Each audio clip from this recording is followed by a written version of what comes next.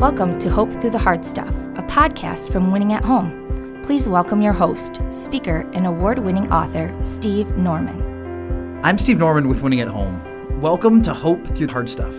I'm honored today to have Dr. Emilie DeYoung as my guest. She is the director of Winning at Home's Holland location. She holds a doctorate in psychology and has an emphasis on child and adolescent counseling. Some of her areas of specific expertise include childhood anxiety disorders, depression, attention deficit and hyperactivity disorder, and trauma recovery. Emilie, thank you so much for joining us today. Thank you for the invitation, Steve. I'm so excited to be here. Emilie, tell me a little bit about your faith story. What were some of the pivotal moments in your younger years that got you to where you are today? That's a great question. And for me, at 48 years old, it's a long story of faith in my life. I look back at my life and I'm so thankful for the heritage of faith that I received from my parents and grandparents. I was born into a Christian family, and even beyond a nominally Christian family, my parents and my grandparents believed in the Lord, and their lives were lived differently because of that. And so they often prayed with us as a family, and their faith was alive and active in them. And because of that, I was able to witness that. And so at an early age, my faith became alive and active in me. And Jesus has been real to me my entire life, which I am very thankful for. And I think some pivotal moments for me happened during my teenage years. And one of those being feeling prompted by the Holy Spirit to spend a summer on a program called Summer Workshop in Ministries, which was called SWIM back in the day. So this was 30 plus years ago. But during that time, I spent my summer in Southern California, in San Diego, California, and we spent the entire summer evangelizing, witnessing, conducting vacation Bible schools, and then my faith became not only inside of me, but it also became something that was actively reaching out to other people. And when I saw God work in that environment, I just became very passionate about teaching others about Jesus and who he is and what he can do in your life. It's amazing. And so how, from that part of your journey, did you move into kind of this understanding or this vocational pull towards therapy and clinical work? Yeah. For me, I wandered a little bit in my early 20s. I think I changed my major in college 4 or 5 times. So it took a while to land in a place where I felt confident about what I was being called to. But I was at Calvin College, and lo and behold, I landed in a workshop that was being led by Dr. Josie at Calvin College, and he was a psychologist, a clinician, and a professor, and he was conducting a workshop about cognitive behavioral therapy.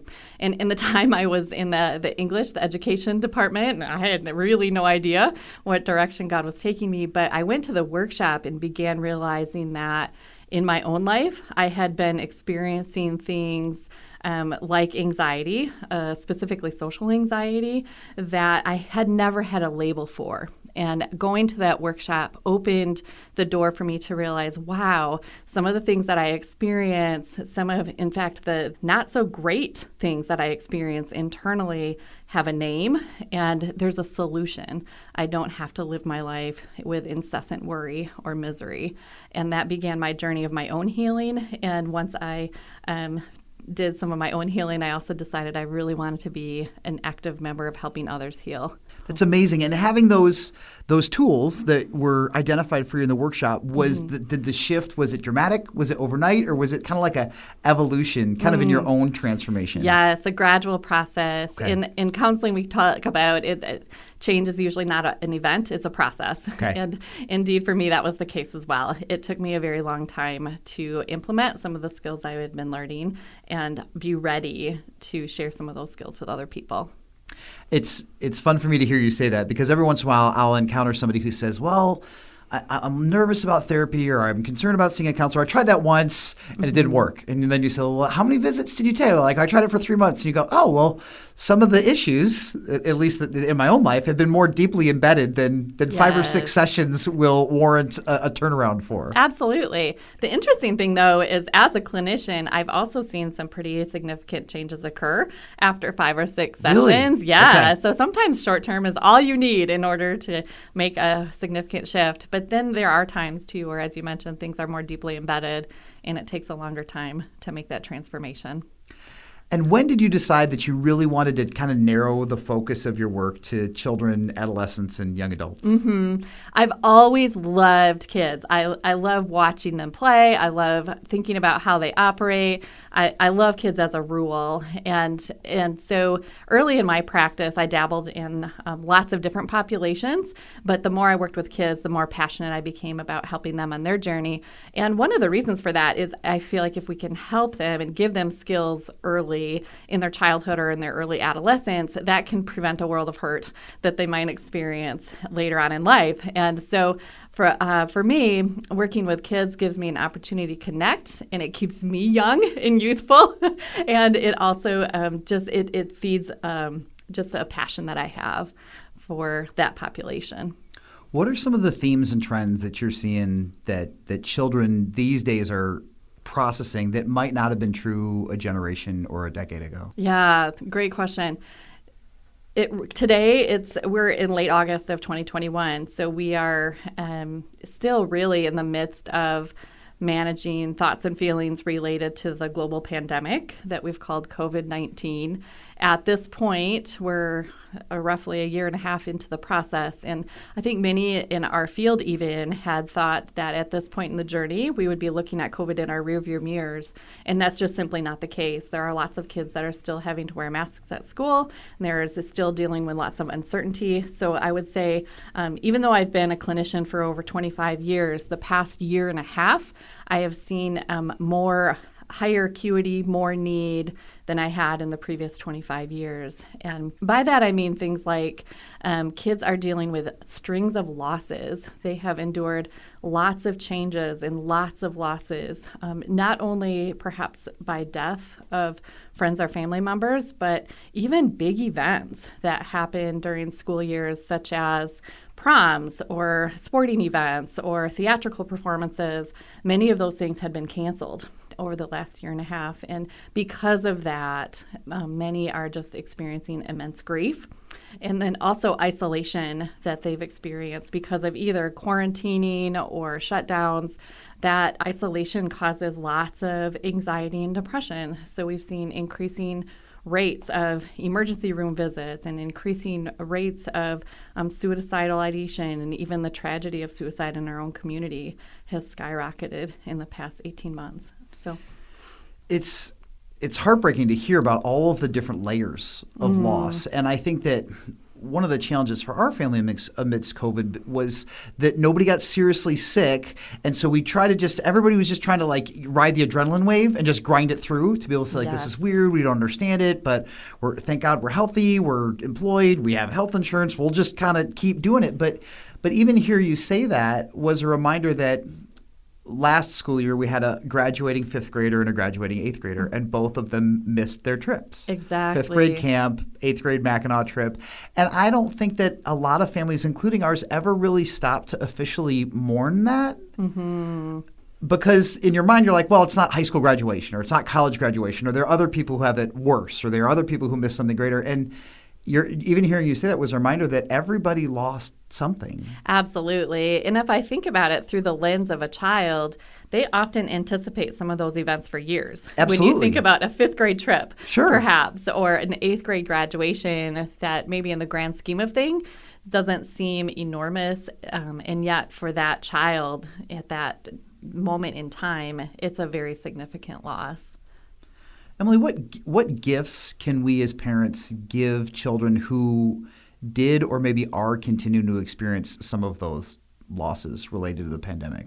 Yeah, great question. In terms of helping kids, my rule with them is always to come alongside of a child and let the child lead. When they have questions, it's important to answer them at a developmentally appropriate level, but it's also helpful to model. Kids pick up on the emotions. They absorb the emotions that surround them.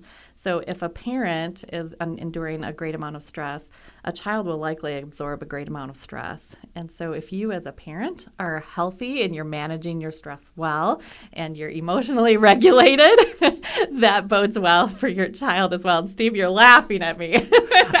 I'm not laughing at you. I'm laughing with you because, again, you'd like to think that, well, of course, those are reasonable expectations. And I look at my own, so our children, first day of school was today. Yes. And I just kind of review in my own brain. I'm like, oh, that is a realistic bar, and yet I miss it fairly regularly. Right. And that's important to note, too, that parents are human, too, that we are certainly going to have times when we're not emotionally regulated, when we're more dysregulated than regulated, or we may have moments where we become extremely frustrated or extremely stressed. And acknowledging that and being able to circle back and what we call repair attempts in counseling are extremely valuable. Where we can circle back with our kids and talk about what may have gone wrong and apologize for those things. Yeah. Mm-hmm. I think one of the gifts that I received from my kids was, as much as there was heartbreak, the resilience that a lot of them displayed in the midst of it, to be able to say, this isn't what I would have chosen, but I'm going to try to find something to celebrate in it. Yes, and thank you for mentioning that, because it is easy to focus at this point in the pandemic. It's easy to focus on all of the things that are going wrong, and yet there have been so many examples of hope and resilience in the midst of all of this, not the least of which is I've seen so many kids who are coming alongside other kids in the process and asking and leaning in, what do you need? How can I help you? And even forming small communities that are there to support each other. And that has really instilled hope for me as I see community surround kids that might be hurting. Emily, what are some of the maybe symptoms of a more serious manifestation of anxiety that parents might need to be kind of keyed into that they wouldn't otherwise know to look for? Sure. Because everybody has, to your points, baseline stressors, but then there's some things that are cutting another layer deeper that I think parents want to be mindful of, but they might not have the expertise to know what to look for. Exactly, right. And all of us experience fear and worry on some level, right? So at what point does it become significant enough to seek counseling for that? A couple of things that I look for. One is the intensity of the anxiety. How frequently are they worrying? Is it incessant, where a child is worrying over 50% of the time they have a worry thought going on in their minds?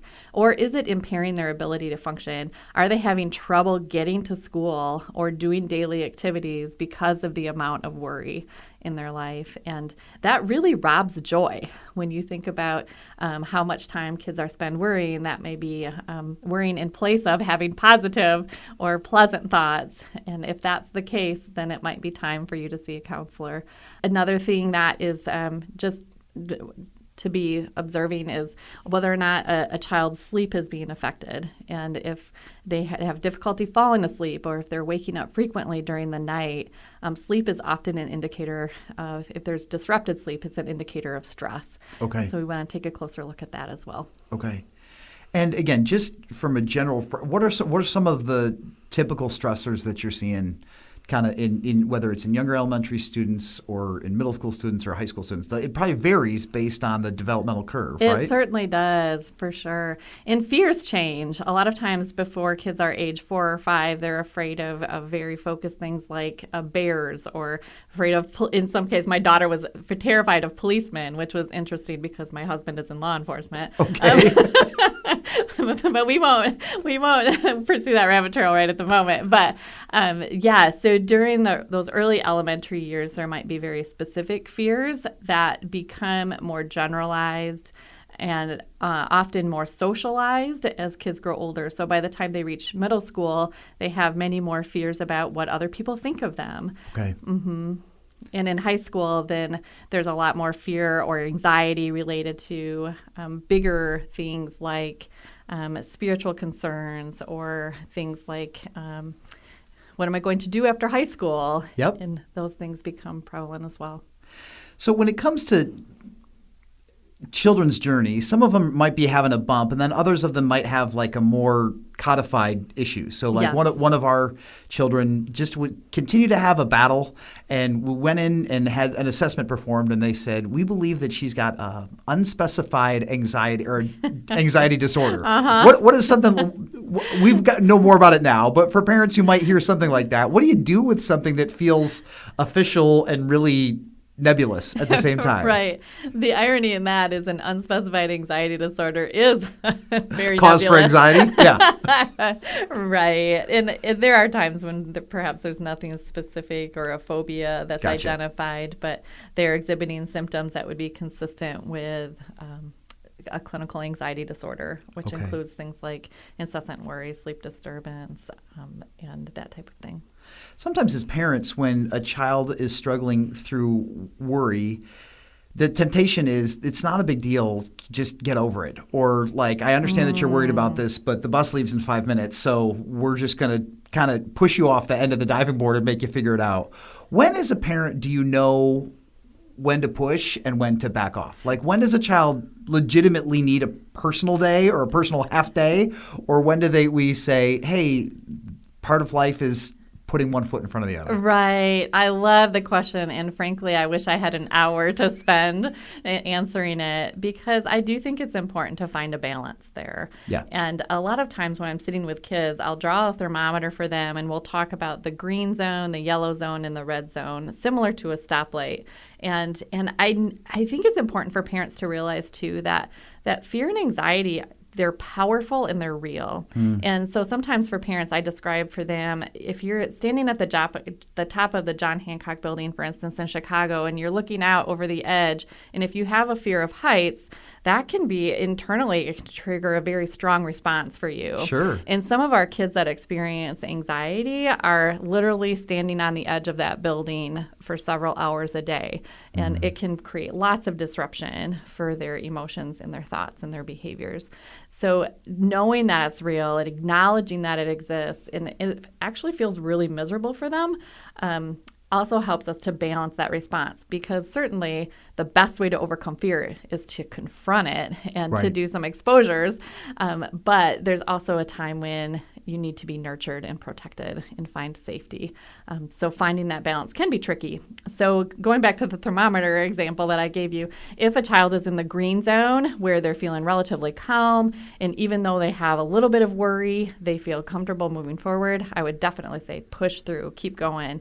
Now it's when they're in the yellow zone and you can see that their emotions have been triggered a little bit, but there's still a good balance between their thinking brain and their feeling brain. And you can tell that they're maybe a little bit upset, but they can do it. Right. Then you do want to push through, because when you push through, they learn that they can do hard things. Right. And that's an important part for them to feel mastery over. But when they're in the red zone, they are truly, their body is saying, stop. Yeah. I'm emotionally supercharged. I'm crying, I'm sobbing, I'm upset. And I've been that way for 15 or 20 or 30 minutes. Yep. There really isn't a lot of value in that at that point, in trying to rationalize or use the thinking brain to help calm kids down, because their feelings brain is so supercharged that they really can't make a good decision at that point. It's such a helpful word picture, Emily, because in our family experience, sometimes it has been like, oh, yeah, this feels yellow-ish. Let's push forward. And Yep. maybe once or twice a school year, we'll have a red day where we just say, you know what, especially if sleep has been disruptive. Yes. To send you to school emotionally fragile and physically drained isn't going to be, it's almost like if you have the flu. We're not doing anybody any favors. Exactly. It's not really fair to your teachers. It's not fair to you. It may not be fair to other people who are in the blast zone if you tend not to have to respond well. Exactly. Right. And often we try to look for that ability or readiness to learn. Yeah. If kids are in a good place and they're ready to learn, then yes, push forward. But We all need mental health breaks from one time to another. So as long as you're not doing that as the rule rather than the exception. Right. I think that, and again, we're all formed by our families of origin, but like I grew up in a family that was like, unless you had a limb that needed amputating, you were at school, Yes. And if you had perfect attendance, you got tickets to a White Sox game. Oh, and for sure. that was the gold standard. And so like Yes. you didn't miss for any reason. And again, I'm not saying that this generation has more problems, but they've got some different challenges than what I did 40 years ago. And to be able to say, you know what, if we've kind of come to the place as a society where we'll give adults a personal day from work as a part of their benefits, then to give a child 1 or 2 personal days in a school year is also fair. Absolutely. And Steve, my husband and I are that family. We had high expectations for our kids and we rarely gave them a break. And now they're in their 20s. And fortunately, we can look back at that and chuckle a little bit. But if I had the opportunity to do that differently, I certainly would. But you're right. I'm immensely grateful to my parents for teaching me discipline and personality, perseverance and grit. Like those are all character qualities that we want our kids to have. But the other gift is to be able to say, 16, 17, 18 years old, can we also help them have the gift of self-awareness to be able to say, I am in a fragile spot. I must reset. Exactly. And I'm still learning that sometimes for my own life, and that's certainly a gift that I want to be able to give to my kids as well. Excellent. So depression is another area, and you had talked about just another epidemic that we're seeing in this group of young people. Talk about trends and themes that you're seeing, and again, maybe some markers to look for. Sure. One of the things that has been most hurtful for us over the past year has been that tendency toward isolation. So many students have had to become virtual learners, and they're basically locked up in their bedrooms with only technology devices as their partners. And it has been tragic in terms of their feelings of isolation. And the other thing that I'm encountering frequently in the counseling room is students who tell me, Emily, the more time I spend alone, the more negative my thoughts become. And that's alarming because we know that students are spending hours and hours and hours alone. And I don't believe that's unique. I think for all of us, if we spend more and more time alone, the more isolated we become, our thoughts can certainly become cumbersome and negative over time. So it is important for them to have different outlets. Steve, you had asked, well, what are some of those markers? Some of those markers for depression are things like low mood, where they, especially for teens, they just seem sad and even angry a lot of the times. If they don't have words to articulate their emotion, you might just see them being cranky. And that's really common. But there might also be some sleep disturbance or some appetite disturbance where they experience weight loss or they experience weight gain. They might seem tired and fatigued with a difficult time concentrating or a hard time making decisions. And some may even talk about how difficult it can be to have thoughts about worthlessness and in even turning into, man, I'm not sure it's worthwhile for me to be around anymore. And that's when sometimes those thoughts turn into thoughts of self-harm or even suicide. Emily, again, I don't want to be the kind of the cranky person of a particular generation who says like all social media is bad. It obviously has a double-edged sword, and there are gifts and blessings to it. But where does social media can it compound feelings of anxiety and depression, especially if students are feeling emotionally, psychologically, or per the pandemic, physically isolated? Yes. Yeah, I agree with you. I definitely don't want to be the one who's constantly harping about the negative aspects of social media, because there certainly can be some positive uses for it. And I've even seen some really sweet community moments that have happened via social media.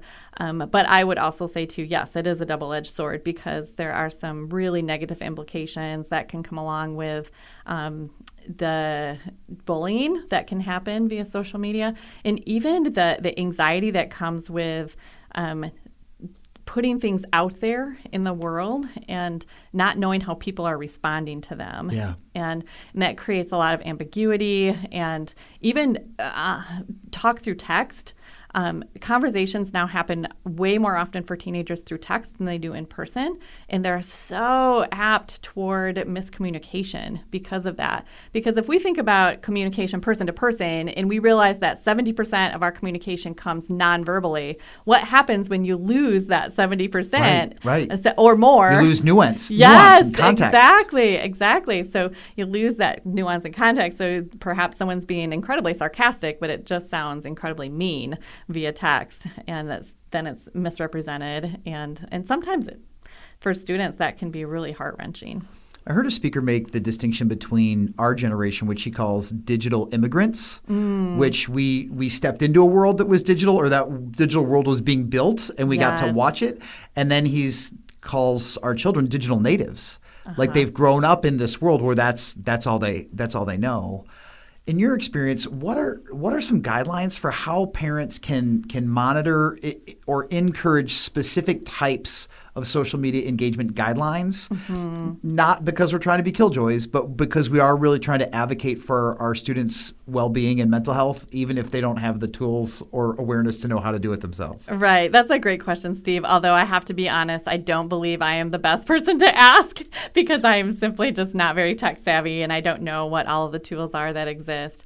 I will say, though, that on this positive end of technology, at this point in my life, my kids live in different places than we do. Sure. And it is such a great way to connect. And so I think as parents, if we maximize the positives and try to connect with our kids through a medium that they are most familiar with, right? You had mentioned that. They're digital natives. Right. So let's connect with them in their language. So for my daughter who lives in Southern California, I love FaceTiming her and being able to see her in person versus, back in the olden days, we could only communicate through written letters and snail mail. Sure. So being able to be in real time and see her environment has been a true gift. And so as far as parameters, I think every family has to set their own rules with regard to kids. Every child has unique tendencies and unique needs. Yep. And as a result, it's very hard to make general recommendations or rules about technology. When it comes to phones and the potential for sleep disruptions, so like I have friends, and again, Kelly and I haven't had the tenacity to implement this just yet, but we have friends who they just said, hey, there's no devices in your rooms at all. Sure. And I don't know if we would be able to, we might be late to the party on that one, but even to say like maybe no devices in your rooms after dinner or within an hour before you go to bed. What are some of the research saying about having that device be in or under your pillow right every night, and how that affects sleep patterns that kids so desperately need to get under control? Yeah, great question. I do believe that anytime you have a device nearby, it affects your ability to truly rest. Okay. When your device is close by, you have that tendency, or for some even that addiction, to check it every few seconds or every couple of minutes. And so to have that device close by will naturally create stress for kids. Now, I will say, even that being said, every family needs to navigate that within their own context. We did not have digital holidays in our home, and we didn't have a lot of restrictions related to phone use. And part of this is for me based on my work as a clinician. Part of it is based on my work as a mom. Sure. But I think you have to know your kids. Okay. And when you establish relationship when they're young and kind of know what they respond to, know what their tendencies might be, then you're much more likely to set restrictions that make the most sense for them. Gotcha. Emilie, another question I wanted to ask you is, again, because we're in this week where many kids are going back to school, one of my daughters who's in high school had made an offhanded comment that completely caught me off guard. She said, I'm nervous about violence at school, especially gun violence at school. And I was like, oh, that's kind of curious. And I go, well, how often do you think about that? She goes, I think about that every day. That's not something that I really had to wrestle with when I was in high school. So as parents who have students who are processing those kind of issues, again, her older sister had the same concern when she was registering for high school a couple years ago, and I was trying to reassure her and say, like, statistically, the odds that will happen are really minimal. But even as the words came out of my mouth, I'm like, oh, I'm minimizing something that is very legitimate for her. And sure. it horrifies me to say it. I can't make any guarantees to her along those lines. So what do we do about that? Right. That's an interesting observation. And I remember the day that Columbine happened in Colorado, and it was the first really significant tragic school shooting that comes to mind for me. But there have been several in the wake of Columbine.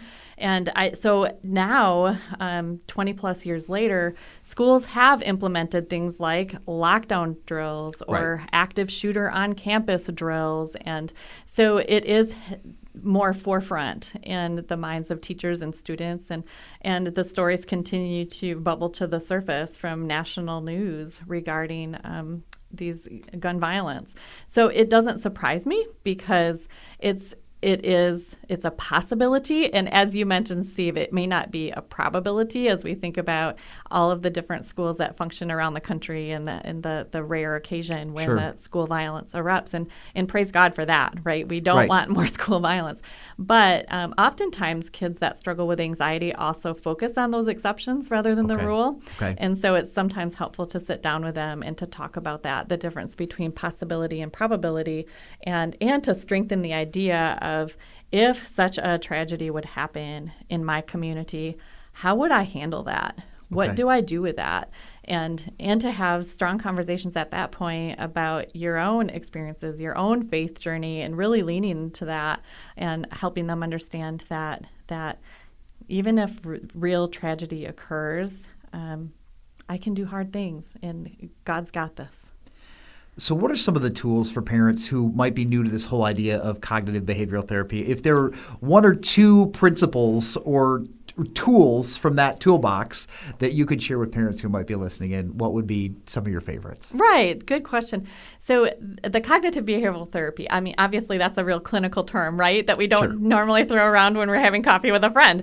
So that simply means that we are taking a really hard look at the way our thoughts, feelings, and behaviors function together. Okay. And sometimes we even separate those things for kids and talk about what's going on in our thought life, if there's a lot of worry there, in thinking about things that perhaps could happen in the future. What if this? What if that? That would be anxiety provoking. And then looking at the feelings associated with that. Can I use the words scared? Am I frightened? Am I terrified? Am I anxious? And then also incorporating what is the connection between those feelings and my behavior. So that's, my super quick Reader's Digest version of cognitive behavioral therapy, because when we look at the function of those things together, then we start trying to implement alternative ideas or alternative thoughts that might be better promoting healthy functioning. So instead of approaching a test thinking, what if I fail this test, can I approach that test thinking, I've prepared, I have done my homework, and I'll be okay. Right. Mm-hmm. That's great. And so it's different than just like kind of flippantly trying to think happier thoughts. It's actually owning a narrative and trying to and proactively directing it in a new way. Exactly. You described it better than I did. Good job. Good work. Emily, thank you so much for your time. Before we go, please tell me about an exciting opportunity that you have to serve young people internationally. Yeah, and how thanks. That's an issue that's close to your heart. Yeah, it is close to my heart. In November of this year, we're planning to take a trip to Africa and visit some different locations within Africa where we have been just having some opportunities for partnership. One of those partnerships is in Lesotho, and several people in West Michigan here are familiar with the Lesotho area through the orphanage called Beautiful Gate. Okay. And so many are familiar with Lesotho for that reason. However, we have an opportunity to connect with a counselor who is doing some fantastic work at another orphanage in Lesotho, doing some trauma-informed counseling, and I'm excited about that because certainly my passion is toward empowering and mobilizing trauma-informed leaders, and so we have the opportunity to partner and train him, as well as do a marriage conference in Lesotho with a couple different counselors that are joining me on this adventure, and then we also have an opportunity to visit Rwanda, so we're really looking forward to connecting with another partner in Rwanda and helping her as she creates a child-centered, child-friendly therapy center there. Is it exciting or energizing for you to see how many of the principles for wellness and spiritual, psychological self-care transfer cross-culturally? Yes. Both exciting and yes, and just empowering. It's amazing to me how there's so much unity in human nature. Yeah. And the things that I get passionate about are similar things in our brothers and sisters in Christ across the world. And so when I think about the journey toward healing and the desire to just radiate that message that every single person I encounter is made in the image of Jesus Christ, and be able to share that with someone else who shares my passion for counseling, it's just an exciting journey. That's incredible. Well, best wishes to you on that endeavor. Thank you. And thank you so much for all the great work that you're doing with families here in this area and with your team at the Holland location for Winning at Home, and just the way that you're investing in my life, both directly and indirectly. Awesome. Thanks. I appreciate the opportunity to be here, Steve. It's been great to have you. Thanks for listening to Hope Through the Hard Stuff. If you liked what you heard, please remember to subscribe to it, rate and review it, and then share it with others. Winning at Home offers hope through counseling and coaching, motivational speaking, community events, and other media resources. If you believe in what we do and want to support us in our mission, consider making a donation at winningathome.com.